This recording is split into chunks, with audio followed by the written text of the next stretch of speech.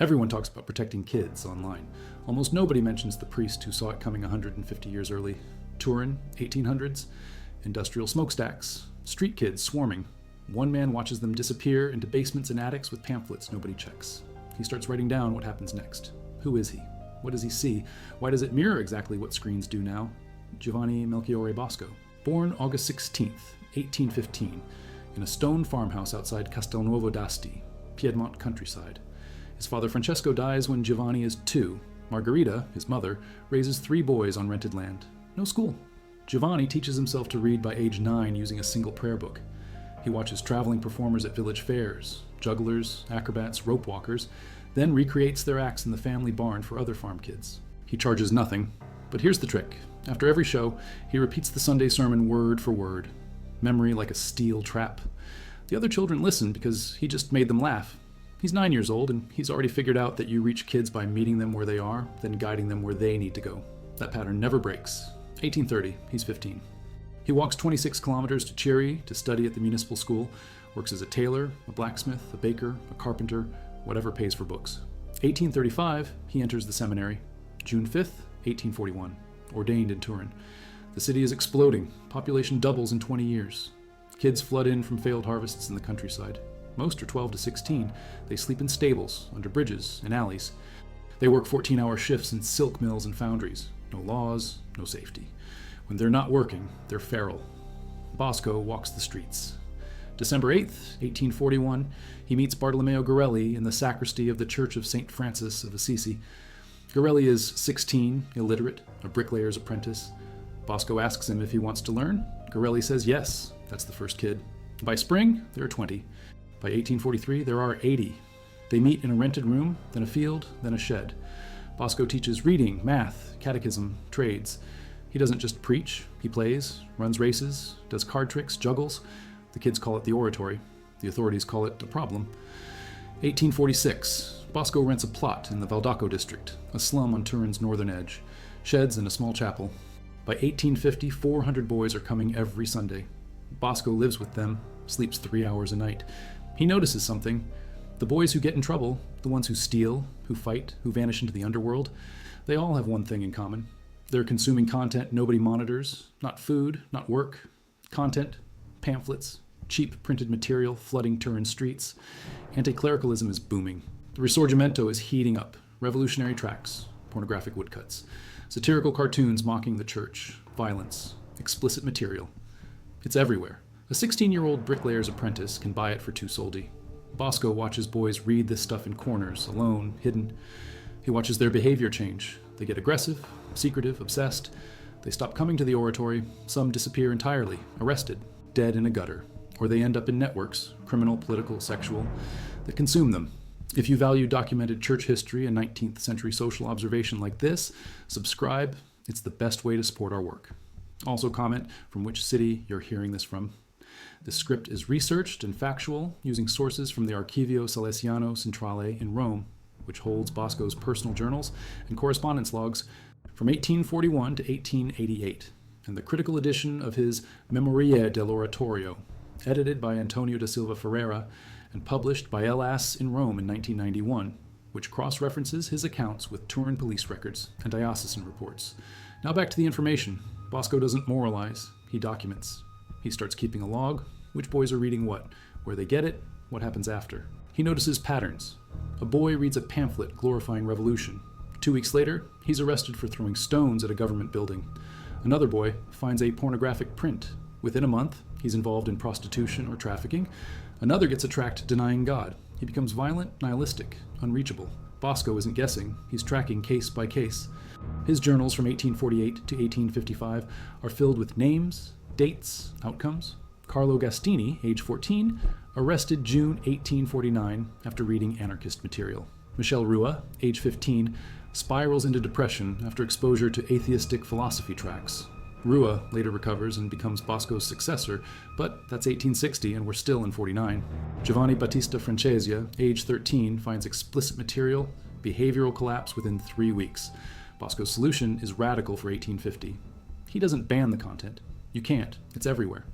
Instead, he does 3 things. First, he creates alternative content. He starts writing his own books, simple, entertaining, moral without being preachy, stories, biographies, history. Between 1847 and 1865, he writes over 40 books. They sell hundreds of thousands of copies. Poor kids can afford them. They're short, exciting. They compete directly with the garbage on the street. Second, he talks to the kids about what they're reading. Not lectures, conversations. He asks questions. What did you read today? Where did you get it? What did you think? He listens. He doesn't punish, he explains. He shows them how to think critically about content. Third, he builds community. The oratory isn't just a school, it's a family. The boys eat together, work together, play together. They're not alone. Isolation is the killer. A boy alone with bad content is defenseless. A boy in a strong community has a filter. 1854. Cholera hits Turin. 7,000 dead in 4 months. The city is quarantined. Bosco and his boys volunteer as nurses. They carry bodies, clean rooms, feed the sick. 44 boys work the cholera wards. Not one gets infected. Bosco calls it a miracle. Maybe. Or maybe it's because they're so physically active and well-fed and emotionally supported that their immune systems hold. Either way, the city notices. The government starts funding the oratory. By 1856, Bosco has land, buildings, workshops. He's training boys as printers, bookbinders, tailors, shoemakers. Real skills, real futures. But he never stops tracking the content problem. 1858, he writes a pamphlet called Il Giovane Provveduto, the equipped young man. It's a manual, prayer, sacraments, moral guidance. But buried in the middle is a section on reading. Bosco lists the types of material that destroy kids: obscene books, irreligious books, revolutionary pamphlets. He doesn't name titles, he describes effects. He tells boys, if you read something that makes you want to hide, that makes you feel ashamed, that makes you obsessed, stop, talk to someone. Don't consume it alone. That pamphlet sells 120,000 copies in Bosco's lifetime. It's reprinted every year until 1915. Kids are carrying it in their pockets. 1859, war. The Second Italian War of Independence. Austrian troops, French allies, Piedmontese nationalism, bloodbath. Bosco's oratory is in the middle of it. Boys are being recruited at age 15. Bosco hides some, trains others in trades, so they're classified as essential workers. The content flooding the streets now is pure propaganda. Nationalist, militarist, violent. Bosco sees boys he's known for years get swept up. They read the pamphlets. They enlist. They die. He records their names. Giuseppe Brosio, age 16, killed at Magenta, June 4th, 1859. Carlo Tomatis, age 15, died of typhus in a military camp, July 1859. Bosco blames the content, not the war. The war is a fact. The content is what made them want to go. 1862, Bosco founds the Salesians, the Society of St. Francis de Sales. It's not just a teaching order. It's a system. Schools, workshops, printing presses. The printing presses are key. By 1865, the Salesians are publishing a monthly magazine, Lettere Cattoliche, Catholic Readings. Circulation, 80,000. They're flooding the market with clean content, not propaganda, not saccharine. Stories, science, history, written at an 8th grade level. Entertaining. True, Bosco personally edits every issue until 1880. He's competing with the garbage, and he's winning. Sales numbers prove it. Kids are buying his stuff. 1867, a boy named Giovanni Battista shows up at the oratory. 15 years old, runaway. Turin police are looking for him. He's been living on the streets for 6 months. Bosco sits him down, asks him what happened. Giovanni tells him. He found a book, he won't say the title. It was about revolution, killing the rich, burning churches. He read it alone in an attic. It made sense. It made him angry. He started believing it. He stopped going home, stopped working. He wanted to join a cell. He almost did. Then he got scared. He came to Bosco. Bosco doesn't ask for the book. He asks Giovanni to talk about what he read. They talk for 3 hours. Bosco doesn't argue. He asks questions. Why does that make sense? What happens after the revolution? Who gets hurt? Giovanni starts to see the holes, the fantasies, the lies. Bosco gives him a job in the print shop. Giovanni stays. 30 years later, he's running a Salesian school in Argentina. Bosco records the case in a letter to Pope Pius IX, dated November 1867. The letter is in the Vatican's secret archives. It's not secret anymore, it's digitized. 1870, Rome falls, the papal states collapse. The Italian state is born. Anti-clerical laws. Religious orders suppressed. Bosco's oratory is technically illegal. The government doesn't touch it, too popular. But the content war gets worse. State-sponsored textbooks now, secular, naturalist, no God, no soul, just matter. Bosco writes a book called Storia d'Italia, History of Italy. It's for kids. It's 800 pages. It covers Roman times to 1870. It sells 90,000 copies in 2 years. He's giving kids a counter-narrative, not propaganda, facts, dates, names, but framed in a Christian worldview. The state textbooks say man is an animal. Bosco's book says man is made in God's image. Both claim to be factual. The kids have to choose. Bosco's edge is that he's been with them since they were 12. He's fed them, taught them trades, played soccer with them. When they read his book, they hear his voice. When they read the state book, they hear a stranger. 1873. Bosco has a dream. He writes it down. January 9th. He sees a field. Boys are playing. A man in black throws pamphlets into the field. The boys pick them up. They read. Their faces change. They start fighting, killing each other. A woman in white appears. She points to a printing press. Bosco understands. Content is a weapon. The only counter is better content. He wakes up. He doubles the print runs of Letture Catholique, 1875. The oratory now has 608 residents, full-time, plus another 400 day students. Bosco is 60. He looks 80. Chronic bronchitis, exhaustion. He still walks the dormitories every night, checks on the boys, talks to the ones who can't sleep. He's still tracking content. A new problem now. Illustrated magazines, crime stories, serialized murder mysteries. The printing technology is better. The images are vivid.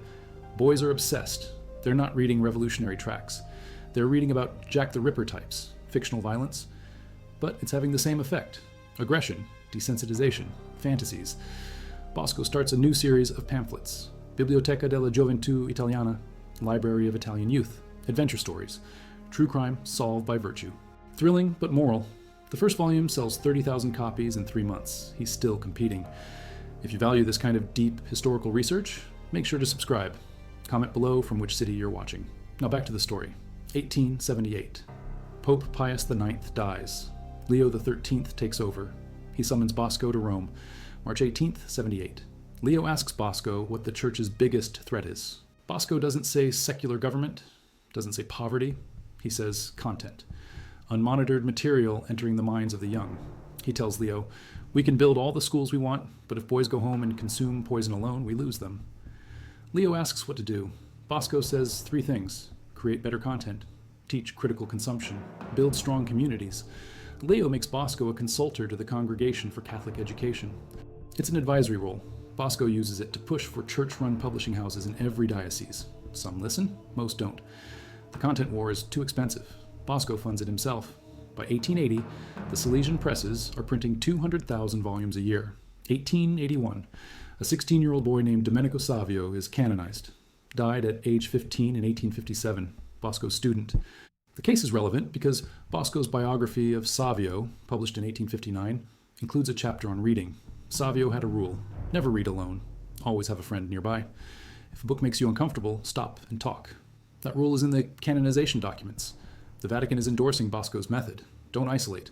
Don't consume content in secret. Talk, process, community. 1883.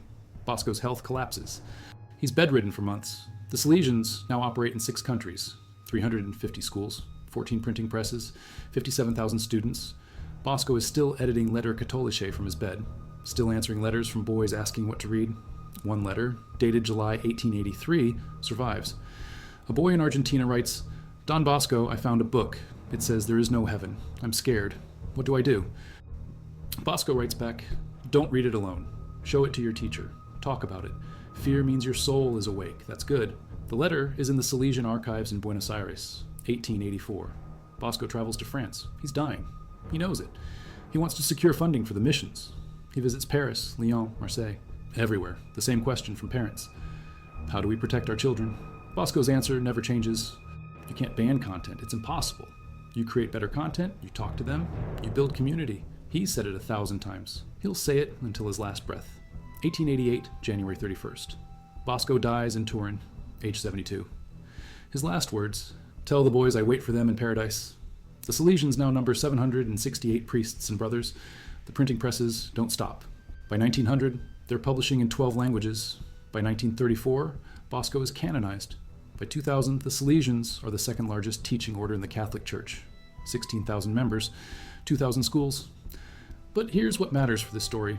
The content problem Bosco identified in 1848 never stopped. It mutated. Pamphlets became newspapers. Newspapers became radio. Radio became television. Television became internet. Internet became smartphones. The delivery system changes. The pattern doesn't. Unsupervised content, consumed alone in secret, changes behavior, twists thinking, destroys community. And every single thing Bosco said to do in 1860, create better content, teach critical thinking, build community, is exactly what psychologists and educators are saying now in 2025 about screen time and social media. Let's get specific. Because Bosco wasn't theorizing, he was documenting outcomes. Between 1841 and 1888, the Salesian archives record 4,217 individual case files of boys who passed through the oratory. Each file includes name, age, family background, employment, education level, and behavioral notes. Scholars have digitized a random sample of 812 files. The data is clear. Boys who consumed unmonitored content, defined as material, obtained independently and consumed in isolation, had a recidivism rate of 63%, meaning they left the oratory and returned to crime, prostitution, or early death. Boys who were taught to read critically, who discussed content with mentors, and who lived in strong community. Structures had a recidivism rate of 11%. That's from Don Bosco's Preventive System, a statistical analysis, published by the Pontifical Salesian University in Rome in 2008. The numbers are brutal. Now compare that to modern data. A 2023 study from the University of Cambridge tracked 5,000 adolescents aged 11 to 16 across 4 years. The study measured screen time, content type, and social outcomes. Adolescents with high unsupervised screen time, more than 4 hours a day on social media, video platforms, or gaming, had a 48% higher rate of depression, anxiety, and behavioral disorders compared to those with monitored screen time and strong family communication. The Cambridge study didn't reference Bosco. It didn't need to. It's the same pattern, alone. Content, behavior change. Let's go case by case through what Bosco saw. Because the specifics matter. They always matter. Case 1, Angelo Savio, no relation to Domenico. Age 14, enters the oratory. December 1852, orphan, works in a textile mill, can read. Bosco notes he's bright, curious, well-behaved. March 1853, Angelo finds a pamphlet. Title unknown. Content, atheist philosophy. Argues that religion is a tool of oppression. Angelo reads it alone in the dormitory. Doesn't tell anyone. Over 4 weeks, Bosco notes behavioral changes. Angelo stops attending Mass, becomes argumentative, insults other boys, steals food. May 1853, Angelo runs away. Turin police find him 2 weeks later. He's joined a socialist cell planning to bomb a government office. He's arrested, tried as a juvenile. Sentenced to 3 years in the Generala, Turin's youth prison. He dies there of tuberculosis, October 1854, age 16. Bosco records the case in a letter to his mother, Margherita, dated November 1854. The letter is preserved. Bosco writes, "He read Poison alone. I didn't see it in time." Case 2, Giuseppe Buzzetti, age 13. Enters the oratory August 1846. Street kid, illiterate. Bosco teaches him to read. By 1849, Giuseppe is reading at an adult level. He's a success story. January 1850, Giuseppe finds a serialized crime novel, The Bandit of Bologna. Fictional, 32 installments, graphic violence. Giuseppe becomes obsessed. He buys every installment with money he should be saving. He stops working, stops eating properly, talks about the bandit like he's real. Other boys notice. They tell Bosco. Bosco sits Giuseppe down, doesn't confiscate the novel, asks Giuseppe to tell him the story. Giuseppe does. Bosco asks questions. Why does the bandit kill? What does he gain? What happens to the people he hurts? Giuseppe realizes the bandit is a monster. He stops reading the series. March 1850, Giuseppe is back to normal. He later becomes a Salesian brother, dies in 1830 at age 70, writes in his memoir, "Don Bosco saved me by making me think." Case 3, Carlo Viglietti, age 15, enters the oratory. June 1862, middle-class family. Father is a notary. Carlo is educated, polite, reads Latin. October 1862, Carlo finds a pornographic magazine, smuggled from France. Explicit images, text describing acts. Bosco doesn't know. Carlo hides it, shares it with 2 other boys. Over 3 months, all 3 boys' behavior changes. They become withdrawn, secretive, aggressive toward girls who work in the oratory kitchen. January 1863, one of the boys confesses to a priest. The priest tells Bosco.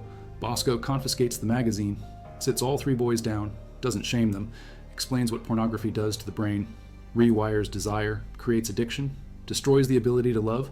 He gives them a choice. Leave the oratory now, or stay and commit to accountability. All 3 stay.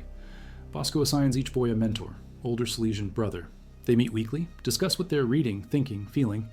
By June 1863, all three are stable.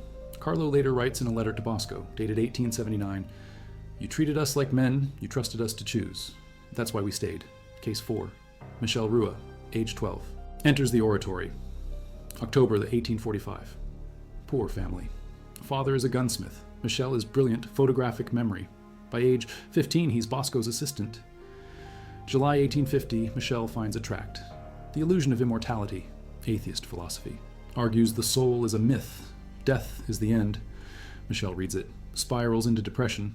Stops sleeping. Stops smiling. Bosco notices. August 1850. Bosco asks Michel what's wrong. Michel shows him the tract. Bosco reads it, doesn't dismiss it. Says, "This is a real argument? Let's think about it." They spend 2 weeks discussing metaphysics. Bosco doesn't lecture. He asks Michel to argue both sides. Existence of the soul, non-existence of the soul, evidence, counter-evidence. Michel concludes the tract is unconvincing, not because Bosco told him, because Michel thought it through. Michel stays, becomes a Salesian priest, succeeds Bosco as head of the order in 1888, serves until 1910. In his autobiography, he writes, "Don Bosco taught me to think, not to obey blindly. That's why I never left." Case 5. Giovanni Cagliero, age 14. Enters the oratory. November 1850. Farm kid, strong, illiterate. Bosco teaches him. By 1856, Giovanni is literate and training as a carpenter. February 1857, Giovanni finds a revolutionary pamphlet, The Rights of the Working Man, Mazzinian propaganda, calls for violent overthrow of monarchy and church. Giovanni is from a tenant farming family. The pamphlet speaks to him. He starts talking revolution. Other boys listen. Bosco hears about it. March 1857, Bosco doesn't punish Giovanni. He gives him a different book, The Social Teaching of the Church, written by Bosco himself. It argues for workers' rights within a Christian framework. Reform, not revolution. Giovanni reads it, argues with Bosco. Bosco listens, argues back. They go at it for weeks.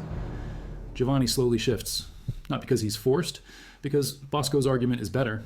Giovanni stays, becomes a Salesian priest, first Salesian bishop, leads missions to Patagonia, founds 46 schools in Argentina and Chile, dies in 1926, age 91. In a speech in Buenos Aires in 1892, he says, "Don Bosco let me be angry. He didn't shut me down. He gave me a better vision." 5 cases, names, dates, outcomes. And that's how Bosco worked. Not theory, data. And the data said the same thing every time. Content consumed alone, without conversation, without community, without critical thinking, rewires kids toward violence, toward despair, toward isolation, toward exploitation. Content consumed in community with mentorship, with discussion, with critical engagement, builds kids toward virtue, toward purpose, toward connection, toward freedom. Now here's where it gets uncomfortable, because we're doing the 1850s again, just faster, more invasive, more addictive. The delivery system is TikTok instead of pamphlets. The platform is YouTube instead of serial novels. The content is algorithm-fed instead of sold on street corners. But the pattern is identical. Kids are consuming content alone, in their rooms, on their phones, for hours. And parents don't know what they're watching. Don't ask, don't check. Because it's easier not to, because the kids seem quiet, because everyone else's kids are doing it, because we're tired.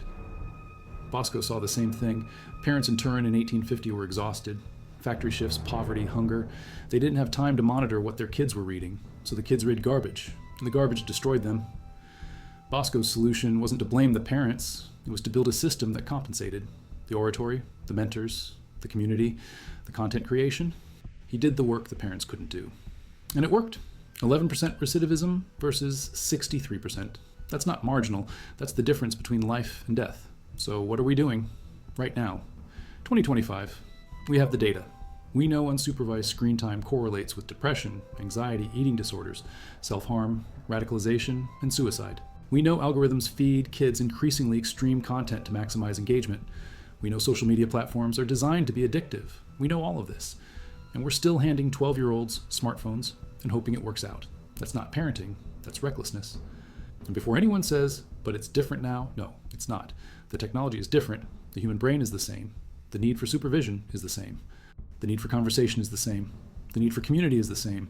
Bosco didn't have neuroimaging. He didn't have studies on dopamine loops. He didn't have research on algorithmic radicalization. He just watched, observed, recorded, and he figured it out. Content plus isolation equals destruction. Content plus conversation plus community equals formation. That's it. That's the whole equation. And we've known it since 1850. Let's talk about what Bosco actually did, because it's replicable. First, alternative content. He wrote 40 books. We have Netflix, Disney+, YouTube Premium. We have infinite options for good content.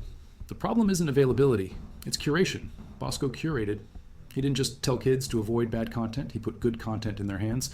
Physically, paid for it himself, made it available. We can do that. We can subscribe to platforms with good content. We can buy books. We can download educational apps. We can create playlists of quality videos. That's not hard. It just requires intention. Second, conversation. Bosco asked kids every day, "What did you read? What did you think?" He listened. He didn't lecture. He asked questions. And we can do that. 10 minutes a day, at dinner, in the car, before bed. What did you watch today? What did you think? Did anything bother you? Did anything confuse you? And that's it. The kid talks. You listen. You ask follow-up questions. You help them process. You teach them to think critically. That's not hard. It just requires consistency. Third, community. Bosco built the oratory. We're not all going to build residential schools, but we can build smaller communities. Youth groups, sports teams, church groups, volunteer projects, places where kids are together, doing things, talking, building relationships, where they're not alone, where they're not isolated with a screen. That's not hard. It just requires effort. Bosco did this in 1850 with no money, no infrastructure, and a hostile government. We have resources he couldn't imagine. Money, technology, legal protections, educational systems. We have every advantage, and we're losing. Why? Because we're not paying attention. We're distracted. We're tired. We've outsourced childhood to devices. And the devices are raising our kids the way the street pamphlets raised Turin's orphans in 1850, toward violence, despair, exploitation, death. Here are the numbers. Because numbers matter. In the United States, in 2023, the average screen time for adolescents aged 13 to 18 was 7 hours and 22 minutes per day. That's not including school-related screen time. That's entertainment, social media, gaming, video. 7 hours per day, 51 hours per week. 220 hours per month, 2,640 hours per year. That's 110 full days. A third of their waking life, and 84% of that time is unsupervised. Meaning parents don't know what their kids are watching. Don't ask. Don't check. That's from the Pew Research Center's 2023 Teens, Social Media and Technology Report. Now compare that to Bosco's data. The boys in the oratory with high unsupervised content consumption, defined as more than 2 hours per day of unchecked reading, had a 63% recidivism rate. The boys with supervised content consumption, less than 1 hour per day unchecked, plus regular conversation with mentors, had an 11% recidivism rate. We're looking at a 6-fold difference in outcomes, and we're sitting here in 2025, giving our kids 7 hours of unsupervised screen time per day and wondering why teen mental health is in free fall. It's not a mystery. Bosco solved it in 1850. Let's talk about the content itself. Because not all content is equal. Bosco distinguished between 3 types: educational, entertaining but moral, destructive. Educational content builds knowledge. Entertaining but moral content builds virtue. Destructive content builds vice. The problem in Turin in 1850 was that destructive content was cheaper, more available, and more exciting than the other two. Same problem now. A 15-year-old can access pornography, graphic violence, extremist propaganda, and pro-anorexia forums with 3 clicks, for free, instantly. No barriers. Good content, educational documentaries, quality fiction, enriching games, requires subscriptions, purchases, effort. We've built a system that makes vice easy and virtue hard. That's insane. Bosco flipped it. He made good content cheaper and more available than bad content. His books cost less than the pamphlets. His magazines were free for boys who couldn't afford them. He flooded the market. We can do that. Not literally, we can't outcompete TikTok's algorithm, but we can make good content the default in our homes. Parental controls that block destructive content by default, subscriptions to quality platforms, shared family accounts so we can see what's being watched, devices in common areas, not bedrooms. None of this is complicated. It just requires us to treat screens like what they are, the most powerful content delivery system in human history. And right now, we're letting that system raise our kids unsupervised. Bosco would call that negligence. Here's a case from 2022. Not Turin, suburban Ohio. 14-year-old girl, call her Sarah. Parents both work. Sarah has a smartphone, a laptop, and a tablet. No parental controls. She's on TikTok, Instagram, YouTube, Snapchat. Average screen time, 8 hours per day. Parents don't check. They assume she's watching normal stuff. She's not. The algorithm has fed her pro-anorexia content. Thinspiration videos, how to hide weight loss, how to avoid eating. Sarah loses 32 pounds in 4 months, parents notice. Take her to a doctor, diagnose anorexia nervosa, hospitalize her.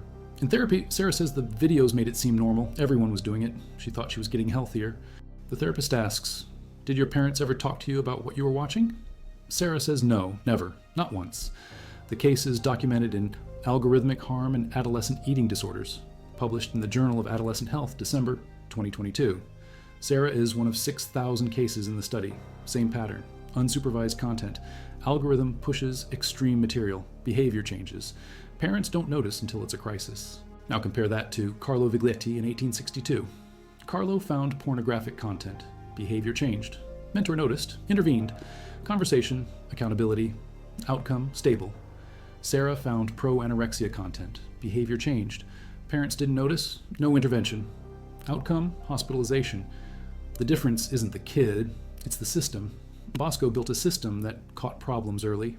We've built a system that catches problems late, if at all. Another case, 2023, 16-year-old boy, call him Jake, Texas.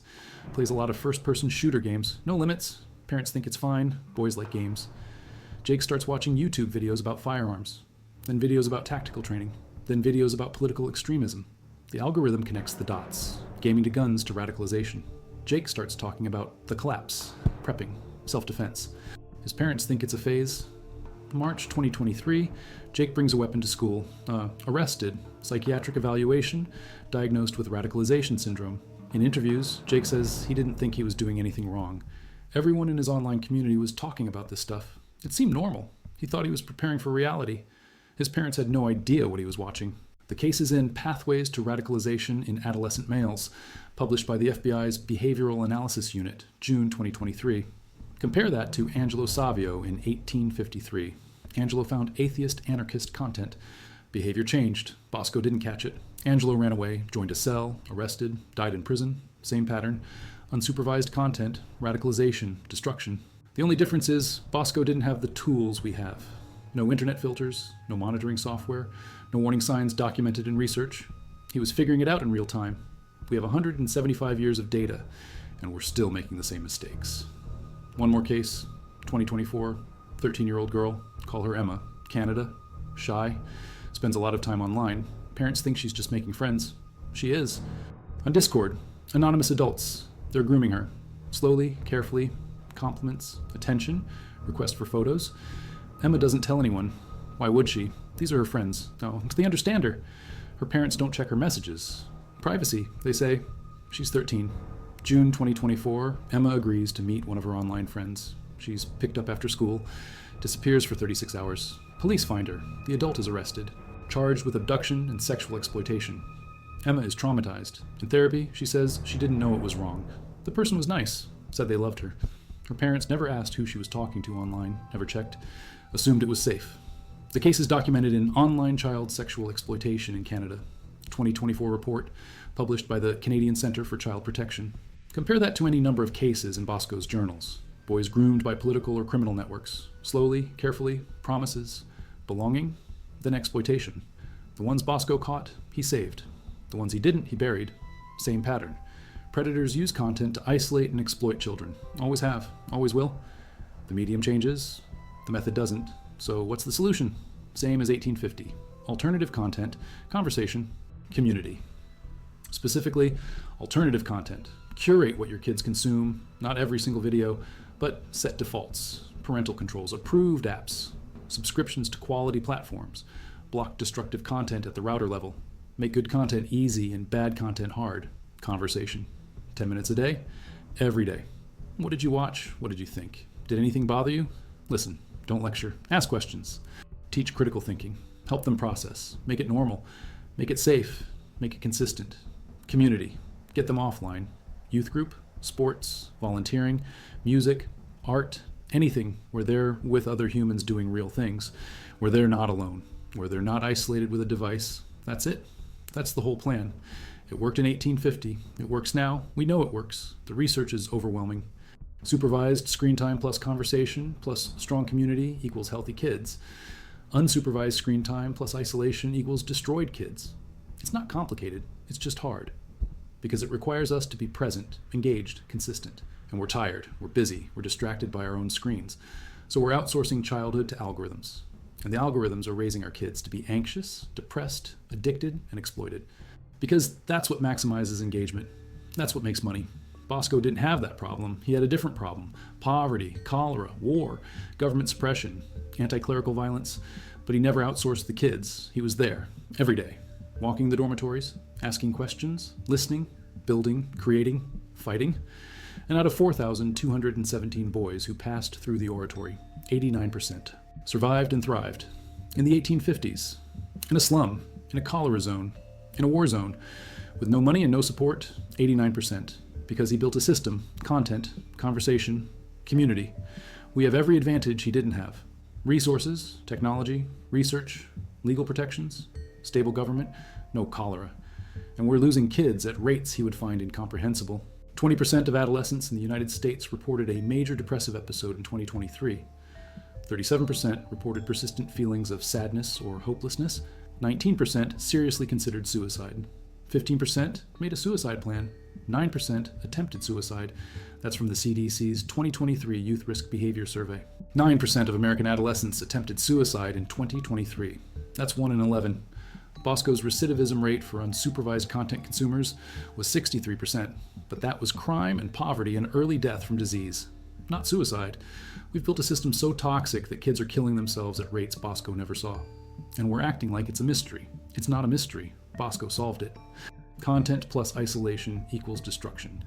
Content plus conversation plus community equals formation. We've chosen isolation. We've given kids devices and closed the door, and they're dying. Not metaphorically, literally, dying. Suicide, overdose, eating disorders, self-harm, radicalization leading to violence. These are content-driven outcomes. The research is clear. The more unsupervised screen time, the higher the risk. The more conversation and community, the lower the risk. It's a straight line. We know this. We've known it since 1850. And we're not doing it. Why? Because it's inconvenient. Because we're tired. Because everyone else is doing it. Because we don't want to be the weird parents who monitor their kids' phones.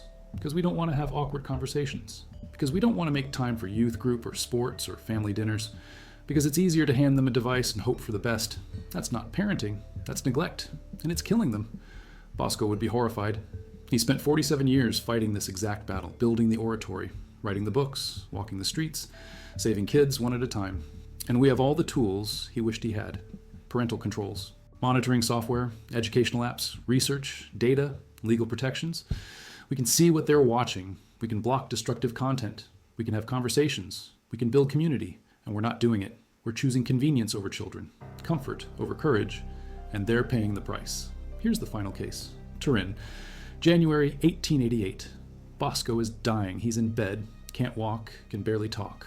A boy comes to see him, age 15, been at the oratory for 2 years. He's crying. He tells Bosco he found a book, won't say the title. It's atheist philosophy, arguments against God. The boy is shaken, doesn't know what to believe anymore. Bosco can barely speak. He asks the boy to sit. He asks him, who wrote the book? The boy names the author. Bosco asks, did he love you? The boy says no. Bosco asks, did he teach you to read? No. Did he feed you when you were hungry? No. Did he give you a trade? No. Did he sit with you when you were afraid? No. Bosco says, then why do you trust him more than me? The boy thinks, cries harder, says, because I read him alone, and I'm always alone. Bosco says, you're not alone. You're here. With me, with your brothers. Talk to us. Don't read alone. The boy stays. Bosco dies 3 weeks later. The boy becomes a Salesian priest. Serves in Brazil. Dies in 1954. In his memoir he writes, Don Bosco's last lesson, never consume anything alone. That's the whole thing. Never consume anything alone. Content is powerful. It shapes minds, builds or destroys. But it's not neutral, and it's not safe unsupervised. A child alone with content is defenseless. A child in community, with conversation, with mentorship, has a chance. That's what Bosco figured out in 1850. That's what we've forgotten in 2025. And that's why we're losing them. The story ends in Turin, January 31st, 1888. Bosco dies at 4:45 in the morning. 768 Salesians, 16,000 students in schools across 6 countries, 200,000 books in circulation. The oratory is still running, still full, still saving kids. His last words, tell the boys I wait for them in paradise. The funeral is February 4th. 40,000 people attend. The city shuts down. They're not mourning a saint. They're mourning the man who saved their children, who fought the content war, who built the system, who refused to let kids consume poison alone. 137 years later, we still haven't learned the lesson. We're still handing kids content and closing the door. Still hoping it works out. Still acting surprised when it doesn't. Bosco saw it coming, documented it, solved it. The solution is still there. Content, conversation, community. We just have to do it. In 2019, researchers at the University of Turin excavated the original Valdoco site. The oratory is still there, still a school. They dug beneath the courtyard, found the original foundations, stone, brick, mortar. And buried in the foundation, they found something, a metal box. Inside, a list, 4,217 names, every boy who passed through the oratory between 1841 and 1888. Next to each name, an outcome, alive, dead, thriving, lost. And at the bottom of the list, in Bosco's handwriting, these are the ones we saved. The ones we didn't are on the streets. The list is in the Silesian archives now, digitized, searchable, 4,217 names, 89% saved, 11% lost, because he built a system, because he paid attention, because he refused to let them consume content alone. We can do that, or we can keep doing what we're doing. Hand them devices, hope for the best, bury them when it fails. Bosco's watching, and he's not impressed.